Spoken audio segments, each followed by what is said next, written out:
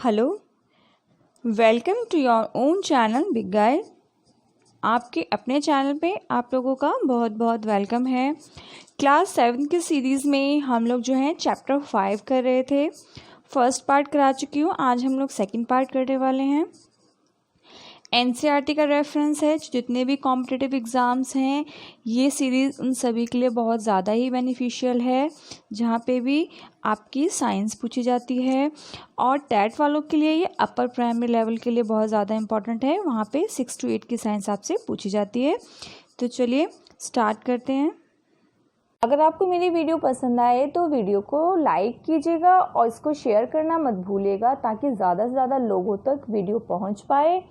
अगर आप मेरे चैनल पे नए हैं तो चैनल को सब्सक्राइब कीजिएगा and please press the bell icon, ताकि आने वाली वीडियोस का नोटिफिकेशन जो है आपको मिलती रहे। तो चलिए स्टार्ट करते हैं अपने। First of all, have a look on the content of this chapter once again. In the previous part of this chapter, हम already covered कर चुके हैं acid and base. Then हमने इंडिकेटर पढ़ा and the types of indicator, जिसमें हमने 2 types of indicator पढ़े। एक जो नेचुरल इंडिकेटर होता है और दूसरा जो है आपका सिंथेटिक यानी कि मैन मेड जो आपके इंडिकेटर हैं। अब हम इंडिकेटर्स को एक एक करके एक्सप्लेन करेंगे, जिसमें सबसे पहले आपका लिटमस टेस्ट आता है, then China rose indicator, naphthalene. ये 3 टाइप के इंडिकेटर्स जो हैं हम वो डिस्कस करने वाले हैं।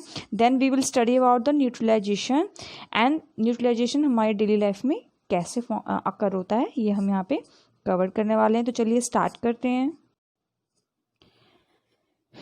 Okay, litmus test. Litmus is the most commonly used natural indicator available as a strip of paper or solution. Litmus जो है वो commonly used indicator की तरह, natural indicator की तरह वर्क करता है, और ये 2 फॉर्म्स में अवेलेबल होता है। One is paper form and the second is solution. Okay, और ये जो हम इसको जो गेट करते हैं that is extracted from the lichens. इसको हम लिचेंस से एक्सट्रैक्ट करते हैं। लिचेंस जो हमारे माइक्रो ऑर्गेनिज्म है उनसे हम इसको रेडी करते हैं, ठीक है। और जब हम इससे टेस्टिंग करते हैं तो देखिए क्या चीज़ होती है, टर्न्स टू रेड, ये रेड में टर्न हो जाएगा। अगर जो लिटमस पेपर को हम अप्लाई करते हैं किसी सब्सटेंस से और उस सब्सटेंस को टच करने के बाद वो टर्न हो जाए रेड में, दैट मीन कि जो सब्सटेंस है वो एसिडिक है। And if turns in blue then the addition of the basic solution, that means कि वो सोल्यूशन बेसिक है। अगर लिटमस पेपर को टच करने पे सॉल्यूशन रेड हो जाए तो वो एसिडिक है, एंड अगर वो ब्लू कलर में चेंज हो जाए तो वो बेसिक है। फॉर एग्जांपल हम लेमन ले लेते हैं और लिटमस पेपर को हम जो लेमन से टच करेंगे तो you will see the paper will turn in red, and this red is indicating कि जो लेमन है वो आपका एसिडिक है, ठीक है। Then take another example of baking soda. Baking soda से जब आप लिटमस पेपर को टच करेंगे you will see the paper will turn in blue colour, and this blue colour indicates कि जो बेकिंग सोडा है वो बेसिक होता है, उसका नेचर होता है वो बेस होता है, ठीक है। तो इसी तरीके का एक और इंडिकेटर आप देख सकते हैं जिसको हम बोलते हैं टर्मरिक। तो चलिए देख लेते हैं उसे भी। To use turmeric as an indicator, it is generally mixed with water to form a paste. सबसे पहले टर्मरिक को वाटर के साथ मिक्स करके आप एक पेस्ट प्रिपेयर करेंगे। Then apply this paste on blotting paper. फिर ब्लोटिंग पेपर जो होता है हमें इस पेस्ट को अप्लाई करना है। देन लेट इट ड्राई, फिर हम इसको ड्राई होने के लिए छोड़ देंगे। अब हमारा टर्मरिक जो पेपर है वो रेडी हो चुका है। अब आप किसी भी सॉल्यूशन में इस टर्मरिक पेपर को टच करेंगे तो you will see no change in colour. जब आपके कलर उस स्ट्रिप के कलर में कोई चेंज ना आए, दैट मीन जो टर्मरिक होता है वो हमारा येलो होता है, और सॉल्यूशन से टच करने पे भी वो येलो ही है, दैट मीन कि वो सॉल्यूशन एसिडिक है, बट अगर सॉल्यूशन से टच करने पे जो आपका टर्मरिक पेपर है वो आपका जो है रेडिश में कन्वर्ट हो जाए, रेड में कन्वर्ट हो जाए, दैट मीन्स कि जो वो सॉल्यूशन है वो एल्कलाइन है नेचर में, ठीक है। तो टर्मरिक भी एज अ इंडिकेटर वर्क कर सकता है, जिससे हम आइडेंटिफाई कर सकते हैं कि जो सॉल्यूशन है, जो सब्सटेंस है वो एसिडिक है या बेसिक है। Now let's move on one more example, that is China rose. China rose भी as a indicator हम use कर सकते हैं. Another natural indicator used to determine whether a substance is acidic or basic is China rose. China rose से हम कैसे पता कर पाते हैं? Let's see कि जब हम चाइना रोज़ को किसी सॉल्यूशन में डालेंगे, ठीक है, तो जो सॉल्यूशन है आप यू विल सी दैट कि turns acidic solution to dark pink. जैसे ही चाइना रोज़ को हम किसी सॉल्यूशन में डालेंगे और अगर वो सॉल्यूशन एसिडिक है तो चाइना रोज़ के डालते ही जो वो एसिडिक सॉल्यूशन है वो डार्क पिंक में कन्वर्ट हो जाएगा, और अगर वो मजेंटा में कन्वर्ट हो जाए, ठीक है, तो वो क्या है, आपका बेसिक सॉल्यूशन है। Let me clarify once more, अगर वो ग्रीन में कन्वर्ट हो जाए तो वो बेसिक है, बट अगर पिंक या मजेंटा में कन्वर्ट होता है तो वो एसिडिक है, ठीक है। Got my point. अगर आपका जो सॉल्यूशन है वो पिंक में या मजेंटा में चेंज होता है तो जो आपका सॉल्यूशन है वो आपका एसिडिक है, but if it turns the solution in green colour that means कि जो सॉल्यूशन है दैट इज बेसिक, ठीक है। तो ये चाइना रोज़ भी एज ए इंडिकेटर आपका वर्क करेगा। Okay, let's move. Here is experiment, you can see the solution, you will see the color is magenta color is showing that acidic nature, and you will see the green color, and this green color shows that the solution is in basic nature. Okay, let's move on. One more example, that is naphthalene. Naphthalene is another indicator giving a pink color in case of basic solution and remain colorless in the case of acidic solution. Naphthalene को आप तो हम सब जानते हैं, हम अपने घरों में भी इसको यूज़ करते हैं। आप naphthalene के बॉल्स को देखा होगा, वाइट कलर के बॉल्स होते हैं जिसे हम इंसेक्ट्स को अवॉइड करने के लिए अपने क्लॉथ्स वगैरह में पुट करते हैं। तो ये जो नैफ्थलीन है, अगर इसका कांटेक्ट जब भी बेसिक से होता है तो you will see the naphthalene will change in pink colour, but अगर वो कलरलेस रह गया, उसके कलर में कोई चेंज नहीं आया, वो वाइट का वाइट ही हो गया रह गया, दैट मीन्स कि जो सब्सटेंस है, जो आपका सॉल्यूशन है वो आपका क्या है, एसिडिक है, ठीक है। No change in colour is the mark of acidic solution, and if the change of color in pink it will show that कि जो solution है वो आपका basic है। okay, I think you will we clarify with this point, ठीक है। तो चलिए आगे चलते हैं। here is no change in color is showing acidic, and if the color change it will show it is basic, color change in pink, okay। so let's move on। okay, here is acidic acid rain. What is acid rain? When the rainwater has increased amount of acid in it, it is called acid rain। हम लोग सभी जानते हैं जो rain है हम सब के लिए कितना इम्पॉर्टेंट है, पूरे इकोसिस्टम को बैलेंस करने के लिए बहुत ज़्यादा इम्पॉर्टेंट है, बट ये जो रेन है हमारे लिए हार्मफुल भी हो सकता है। When the amount of acid, जो एसिड्स होते हैं उसका अमाउंट अगर आपके रेन वाटर में इंक्रीज़ हो जाए तो वो हार्मफुल होते हैं और उन्हें एसिड रेन कहते हैं। और ये कैसे फॉर्मुलेट होते हैं, let's see. The acid rain is form because of the presence of air pollution such as nitrogen dioxide, carbon dioxide and sulphur dioxide. जो हमारा एनवायरनमेंट है वो पॉल्यूटेड है, बहुत ज़्यादा पॉल्यूटेड है, तो जब रेन वाटर के साथ ये पॉल्यूटेंट्स जो हमारे एनवायरनमेंट को पॉल्यूटेड करते हैं वो मिक्स हो जाते हैं। वो पॉल्यूटेंट्स कौन कौन सी हैं? नाइट्रोजन डाइऑक्साइड है, कार्बन डाइऑक्साइड है एंड देन सल्फर डाइऑक्साइड। ये जो पॉल्यूटेंट्स हैं when they get mixed with your rain water, तो जो हमारा जो रेन है, जो रेन हमें नेचर से मिलता है वो एसिडिक रेन हो जाता है। And this pollution mix with the rain water and form acid such as nitric acid, sulphuric acid and carbonic acid. ये जो पोल्यूटेंट्स हैं ये वाटर के साथ, रेन वाटर के साथ मिक्सड होकर nitric, sulphuric and carbonic acid form कर देते हैं, जिससे जो रेन होती है वो एसिडिक हो जाती है। The acid rain in severely affect the vegetation, animal life and even building of the region। और ये जो एसिड रेन है ये ना सिर्फ वेजिटेशन यानी कि हमारे जो ये फसलें हैं, क्रॉप्स वगैरह के लिए ही हार्मफुल है, ये हमारे एनिमल्स के लिए भी उतने ही हार्मफुल है। और उसके अलावा जो हमारी बिल्डिंग्स हैं इन्हें भी ये बहुत ज़्यादा ही हार्म पहुँचाते हैं। ठीक है, यू विल सी कि यहाँ से देखिए, यहाँ पे एसिड आपका जो है नाइट्रोजन है, कार्बन डाइऑक्साइड है, नाइट्रोजन डाइऑक्साइड है, ये सारे जो हैं आपके यहाँ से आपके फैक्ट्रीज वगैरह से, मैन मेड सोर्सेज से जो है जनरेट हो रहे हैं और ये मिक्स हो रहे हैं आपके एनवायरनमेंट में। ठीक है, जिससे क्या हो रहा है, गैशियस एटमॉस्फेयर फॉर्म हो रहा है। ठीक है, और जब नेचुरल सोर्स आपका जो नेचुरल जो गैशियस एटमॉस्फेयर फॉर्म हो रहा है, जब ये वाटर डिप्लेट करता है, जब हमारे कंडेंसेशन वगैरह से जो क्लाउड्स फॉर्म होते हैं और जब उसका वापस जब हम उसको एज अ वाटर कन्वर्ट करते हैं, तो ये जो गैसेस फॉर्म हैं वो आपके उस वाटर ड्रॉपलेट्स में मिक्स हो जाते हैं।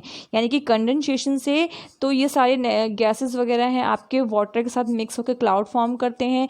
फिर जब इनका प्रेसिपिटेशन होता है, यानी कि जब ये क्लाउड्स वापस पानी में कन्वर्ट होते हैं, वाटर ड्रॉपलेट्स में कन्वर्ट होते हैं, तो ये जो गैसेस हैं नाइट्रिक एसिड, सल्फ्यूरिक एसिड की फॉर्म में वाटर के साथ मिक्स हो जाते हैं और एज अ रेन जो है ये अर्थ पे आते हैं, जिससे कि एसिड रेन का फॉर्मेशन होता है। ठीक है, तो ये आपका जो एसिड रेन है ये बहुत ज़्यादा ही हार्मफुल होता है। आपने देखा होगा, एक एग्जांपल इसका बहुत अच्छा है बिल्डिंग को ख़राब करने का, दैट इज़ ताजमहल। ताजमहल को जब आप देखेंगे तो उसका कलर जो है आपको येलोइश नज़र आएगा डे बाय डे। वो क्यों होता है कि जो रेन होती है तो उसके अंदर जो आपके एसिड्स होते हैं ना, जो आपके केमिकल्स होते हैं, ये जो आपके पॉल्यूटेंट्स होते हैं, ये बिल्डिंग के ऊपर जो है ना केमिकल रिएक्शन करके उन बिल्डिंग को ख़राब करते हैं। ठीक है, तो चलिए अब चलते हैं पीएच स्केल के ऊपर। ये पीएच स्केल क्या है? Let's see, the measurement of acidity और basic nature of a substance can be determine its pH value. अब देखिए, अब हमने ये तो एज्यूम डिटरमाइन कर लिया कि कुछ चीज़ें बेसिक हैं, कुछ चीज़ें एसिडिक हैं, तो इन सभी सब्सटेंस का, इन सभी चीज़ों का जो है कुछ पीएच वैल्यू होता है। तो किस रेंज पे पीएच वैल्यू होने पे कोई चीज़ सब्सटेंस जो है वो एसिड है और किस पे वो बेसिक है, तो उसका पता लगाने के लिए हम एक पीएच स्केल का यूज़ करते हैं, जो कुछ इस तरीके से दिखता है। You can see in the diagram, if the range from 0 to 6 के बीच में जिस भी सब्सटेंस का, जिस भी सॉल्यूशन का आपका रेंज आएगा इस स्ट्रिप को डिप करने पे, तो वो सारी चीज़ें आपका जो है वो एसिड के अंदर आएगा। एंड यू विल सी 7 पे आए तो 7 जो है न्यूट्रल है, ना तो एसिडिक और ना एल्कलाइन। ठीक है, और ये नेचर जो होता है ये आपके वाटर का होता है ऑलवेज। ठीक है, देन मोर देन 7 यानी कि 8 से लेके जो 14 तक है, इस रेंज में जो आपकी चीज़ें आती हैं वो एल्कलाइन होती हैं। For example baking soda, bleach, ammonia etcetera. ठीक है, तो यही आपको एक्सप्लेन किया हुआ है यहाँ पे कि 1 to 14 जो है पीएच स्केल की रेंज होती है। 1 to 6 हो तो एसिडिक में आता है, 7 हो तो न्यूट्रल है, एंड अगर मोर देन 7 है और अप टू 14 है तो वो आपका बेसिक यानी एल्कलाइन में आता है। तो ये आपका एसिड और बेस को मेजर करने का स्केल होता है। Now come to the point, neutralization. What is neutralization? You will see neutralization is the process और a chemical reaction in which an acid and basic substance in mix with each other in order to neutralize their acidic and alkalinic nature। Neutralization क्या है? जब acid और base आपस में mix हो जाएं और एसिडिक एंड बेसिक नेचर को ख़त्म कर दें, एक दूसरे के एसिडिक और बेसिक नेचर को ख़त्म कर दें, ना तो सब्सटेंस एसिडिक बचे और ना ही वो बेसिक रह जाए, तो उसे बोला जाता है न्यूट्रल। ना ही एसिडिक ना ही बेसिक, ऐसे सब्सटेंसेस आपके न्यूट्रल होते हैं और इस प्रोसेस को न्यूट्रलाइजेशन कहा जाता है, जिसमें हम एसिडिक और बेसिक सब्सटेंस को मिक्स करके उसको न्यूट्रल बना देते हैं। ठीक है, और ये जो इस प्रोसेस से जो प्रोडक्ट फॉर्म होता है उसको सॉल्ट कहा जाता है। ठीक है, और ये सॉल्ट है ना तो बेसिक होता है और ना ही वो आपका एसिडिक होता है। ठीक है, मतलब ये तीनों ही चीज़ें का मिक्सचर है एक तरीके से। ठीक है, बेसिक, एसिडिक, ठीक है, या वो न्यूट्रल, या तो मिक्सचर होंगे बेसिक एसिडिक के, या उनको हम न्यूट्रल कह सकते हैं। ठीक है, अब देखिए प्रोसेस क्या है न्यूट्रलाइजेशन का। एसिड को बेस के साथ मिक्स किया तो कुछ अमाउंट ऑफ हाइड्रोजन प्रोड्यूस हुआ, देन प्लस में उसके साथ सॉल्ट जनरेट हुआ। ये सॉल्ट जो है ये एसिड और बेस दोनों के रिएक्शन को ख़त्म करने का काम करता है। ठीक है, फॉर एग्जांपल अगर आपके सामने मैं एग्जांपल लूँ तो आपको पास ये यहाँ पर देखो हाइड्रोक्लोरिक एसिड हो गया और यहाँ पर ये आपका ये NOH आपका बेस हो गया। और जब हम इसको मिक्स करेंगे तो इससे हमारा जो है क्या बनेगा, नाइट्रोजन क्लोराइड फॉर्म हो जाएगा, और जो कि आपका क्या है, एक सॉल्ट है, और जो ना ही एसिडिक में आता है और ना ही बेसिक में आता है। ठीक है, सोडियम क्लोराइड। ओके, अब देखिए हमारी डेली लाइफ में न्यूट्रलाइजेशन कैसे होता है। तो इनडाइजेशन सबसे बेस्ट एग्जांपल है हमारे न्यूट्रलाइजेशन का। The stomach content hydrochloric acid that help to digest food. हमारे स्टमक में हाइड्रोक्लोरिक एसिड होता है जो हमारे फूड को डाइजेस्ट करने में हेल्प करता है। बट कभी कभी आप देखेंगे जब presence of to much acid, हमारे स्टमक में बहुत ज़्यादा ही एसिड फॉर्म हो जाता है। ठीक है, जिससे हमें इनडाइजेशन हो जाता है, और that can be relieved by taking an anti acid. और इसको आराम देने के लिए हमें किसी एंटी एसिड का यूज़ करना पड़ता है। फॉर एग्जांपल आप जो है मेडिसिन्स ले लेते हैं, गैस जिसको आप बोलते हैं कि गैस की गोलियां हैं, या आप इनो वगैरह जो है सोडा वगैरह है जिनका यूज़ करते हो। तो आप एक्चुअली में क्या करते हो, आपके स्टमक में एसिड फॉर्म हुआ और आपने बाहर से बेस को डाइजेस्ट किया, तो एसिड और बेस दोनों फॉर्म मिक्स हो गए और उसने क्या किया, एसिड को भी ख़त्म कर दिया और बेसिक नेचर भी ख़त्म हो गया। जो आपका स्टमक है वो न्यूट्रलाइज्ड हो गया, यानी कि आपके स्टमक का जो एसिड है वो ख़त्म हो गया, एक्स्ट्रा जो एक्सेस जो आपका एसिड फॉर्म हो रहा था वो ख़त्म हो गया। तो ये आपका एक बेहतरीन एग्जांपल है न्यूट्रलाइजेशन का। हमारे डेली लाइफ में हमारी जो बॉडी में जो गैस बनती है उसको न्यूट्रलाइज कर देते हैं हम बेस का यूज़ करके। देन एंड बाइट्स, आपने देखा होगा कई बार हमें चींटी काट लेती है जिसकी वजह से बहुत ज़्यादा पेन होता है। क्यों पेन होता है? जो हमें चींटियाँ काटती हैं तो उसका जो स्टिंग होता है, उसके जो कट करते हैं तो उसका जो ब्लैक पोर्शन हमारे बॉडी में चला जाता है, उसके अंदर जो है फॉर्मिक एसिड होता है। ठीक है, this effect of formic acid inject into our body can be nullified by the rubbing moist baking soda. और हमें बहुत पेन होता है तो हम क्या करते हैं, बेकिंग सोडा को जब आप उस पर रब करोगे ना तो यू विल गॉट रिलीफ। ठीक है, तो क्या हुआ कि जो फॉर्मिक एसिड बना आपकी बॉडी में आंट के बाइट से, जब आपने उस पर बेस अप्लाई किया तो न्यूट्रलाइजेशन हो गया। ठीक है, that is sodium hydrogen carbonate और calamine solution containing zinc carbonate, जो आपका बेकिंग सोडा होता है, जब आपने उसको रब किया तो आपका न्यूट्रलाइजेशन हो गया और आपका पेन से रिलीफ हो गया। ऐसा ही एक और एग्जांपल सॉइल ट्रीटमेंट है। Excessive use of chemical fertilization result in increase acidity of the soil. हम बहुत ज़्यादा केमिकल्स यूज़ करते हैं, फर्टिलाइजर्स यूज़ करते हैं, तो जो हमारी मिट्टी है उसमें जो है एसिड बहुत ज़्यादा फॉर्म हो जाता है, ठीक है, which is not at all suitable for proper plant growth, जो कि प्लांट की ग्रोथ के लिए अच्छी नहीं होती है, ठीक है, और इसमें हम जो है ग्रो नहीं कर पाएंगे कुछ भी, ठीक है। Plant can not even grow well when the soil is too basic, और अगर वो ज़्यादा बेसिक भी हो जाए तो भी हम उस पर ग्रो नहीं कर पाएंगे, ठीक है। Too much acid of the soil it neutralize, इसलिए जो एसिडिक नेचर है उसको हम न्यूट्रलाइज करते हैं by using quick lime. Quick lime क्या होता है आपका कैल्शियम ऑक्साइड, और जिसको हम स्लेक्ड लाइम भी बोलते हैं, ठीक है, कैल्शियम हाइड्रो ऑक्साइड होता है। जब भी एसिडिक नेचर बढ़ जाए मिट्टी का तो हम उसमें क्विक लाइम को अप्लाई कर देते हैं, जहाँ पे क्या हो जाता है कि उसका न्यूट्रलाइजेशन हो जाता है और एसिडिक नेचर उसका ख़त्म हो जाता है। Whereas too much basicity of the soil is neutralize by organic matter, और जब बेसिक नेचर बहुत ज़्यादा इंक्रीज हो जाए मिट्टी की तो ऑर्गेनिक सब्सटेंसेस को उस पर अप्लाई करके हम एसिड को रिलीज करते हैं, जिसकी वजह से क्या होता है, एक बार फिर से न्यूट्रलाइजेशन हो जाता है और मिट्टी का जो है वो एक्सेस बेसिक जो नेचर है वो ख़त्म हो जाता है। तो ये कुछ एग्जांपल्स थे आपके डेली लाइफ में न्यूट्रलाइजेशन होने के, ठीक है, जो बहुत ही ज़्यादा बेनिफिशियल है। देन है आपका factory waste. The waste extracted out of factories are highly acidic and cause threat to the survival of marine ecosystem.